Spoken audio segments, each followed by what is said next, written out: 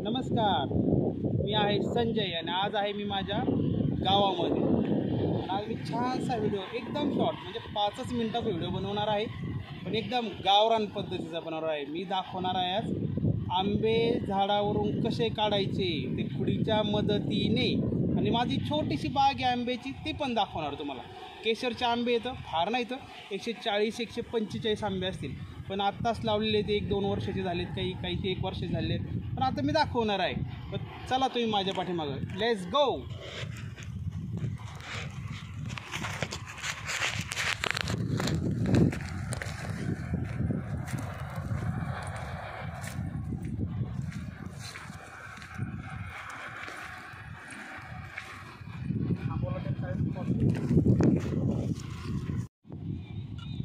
ही जमीन आहे आपली, साधारणतः 2.5 ते 3 एकरला कंपाऊंड केलेलं आहे.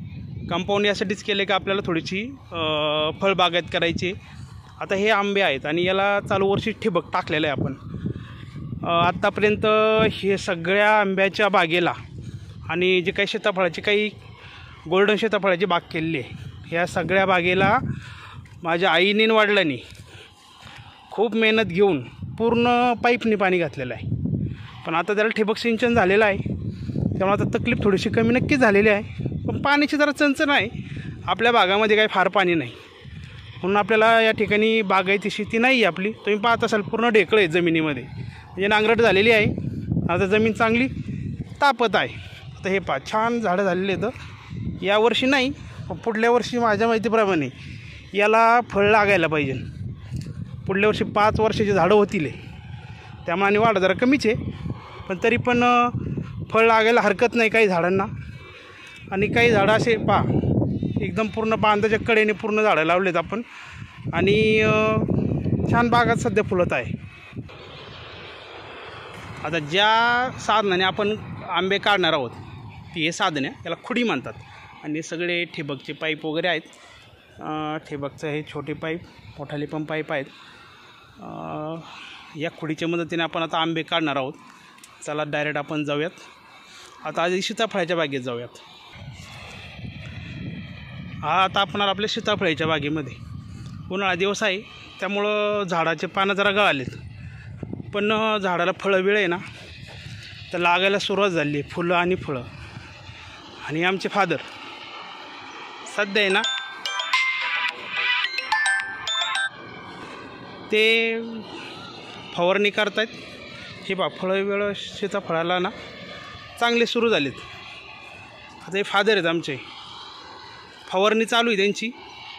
त्यांचं असं म्हणणं आहे का जे फळं काळे पडतात ना, ते फळं काळे पडायचे थांबणार आहेत ह्या फवारणीने. बॅटरीवरला पंप आहे, जरा डिस्चार्ज होतो आहे, त्याच्यामुळे वारंवार त्याला चार्जिंग करावी लागते, पण फवारतात, काय अडचण नाही आहे. ह्या आहे आमची विहीर.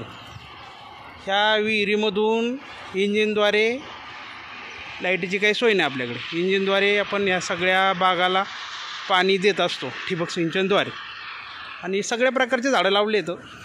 हे तुमची लिमुनी आहे, त्यानंतर जांभळीचं झाड आहे, खाली पेरूचं आहे, तिकडं पुन्हा आंबे सुरू झाले. म्हणजे छान पद्धतीने बाग आता थोडीशी बहरलेली आपल्याला दिसते. हे आहे आपली दुसरी विहीर. पाणी आहेत खाली थोडंसं, पण तिचं काय आता पाणी काढायला कसलं साधन नाही इथं. हा आंबा आहे,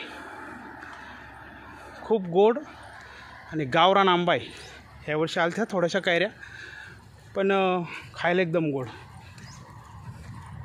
आणि ज्या आंब्याच्या आपण कैऱ्या काढणार आहोत तो आहे हा आंबा. याला सेंद्र्या पण म्हणतात, आणि छान आहे खायला, ते एकदम गोड. कैऱ्या तुम्हाला बाहेरून दिसणार नाही येता, पण आतल्या बाजूला आहे ना आहेत थोड्याशा, जास्त काय आला नाही, 30-40 कैऱ्या निघतील, पण खायला एकदम गोड. त्याच्यामुळं मागच्या वर्षी हा आंबा आलता, बऱ्यापैकी आलता, पाहुण्या रावळ्याला वानोळा दिलता. मग यावर्षी मागितला, पण आलाच नाही फार, कसा देणार ना. आता आपण सुरुवात करूयात काढायला. आंबे काढायला एक एकच काढणार आहे, कारण खाली पूर्ण दगड आहेत. जरी फुटली कैरी तर नुकसान आपलं. पाहूया पहिली कैरी आपण काढलेली आहे. तुम्हाला कैरी मी दाखवणार आहे कशी आहे कैरी, मग तुम्हाला कळेल. होता ही आंब्याची कैरी. चालू वर्षी जरा बारीकच कैरी आहे, छोटी आहे, वातावरण जरा खराब आहे, पण खायला एक नंबर आंबा आहे. तुमचा हापूस केशर ह्याच्यापेक्षा हा खूप छान आहे आंबा खायला. तर आपण एक एक करून आता सगळ्या कैऱ्या काढणार आहोत. आता मी व्हिडिओ करतो पॉज, तर सगळे आंबे घेतो काढून. आता 3 कैऱ्या आता आपण एकाच वेळेस घेतल्यात खुडीमध्ये, पण शक्यता कमी येण्याची. एक एक काढली तरी तुटू शकतो. आता बघूयात आपण काय होतं आहे नेमकं याचं. प्रयत्न तर करतो आहे आपण. हां आल्या तिन्ही पण आल्यात एकाच वेळेस. आणि हे बघा जे काही आंबे आपण झाडावरून काढलेले आहेत ते पहा या पद्धतीने आंबे आहेत. आणि थोडेसे निघले तर पण छान आहेत.